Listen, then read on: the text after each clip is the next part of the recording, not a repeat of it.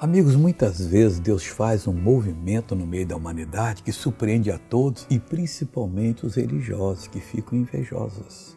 E aí começam a perseguir.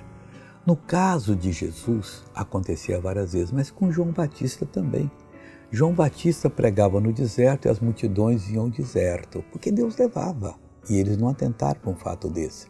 João era duro na doutrina. A pessoa, para ser batizada, tinha que confessar os pecados publicamente. E as pessoas confessavam. E eles aí mandaram os discípulos dele até João, está no capítulo de João, Evangelho de João, capítulo 1, versículo 25. Mandaram os discípulos a João Batista e perguntaram, e disseram ali: por que batizas, pois, se tu não és o Cristo, nem Elias, nem o profeta? Eles ficam sempre em dúvida. Eles não veem que não importa quem você é, importa quem está por detrás de você. E você só é usado por Deus se você estiver bem com o Pai.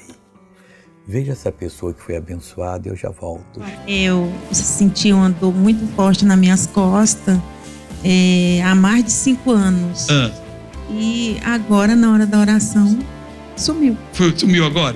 Tinha dia que eu não podia nem pentear o cabelo, eu tava igual ela, eu tinha que puxar assim pra frente para poder conseguir. Pai, eu venho agora orar por essa pessoa, eu venho suplicar, eu venho abençoar, principalmente essa pessoa que não é bem aceita dentro de casa pela família, que não é bem aceita no trabalho.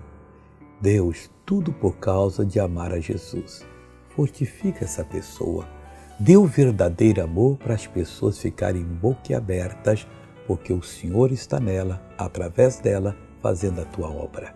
Eu abençoo essa pessoa em nome de Jesus Cristo. Seja abençoado e tenha um maravilhoso dia e seja um verdadeiro discípulo de Jesus. Amém.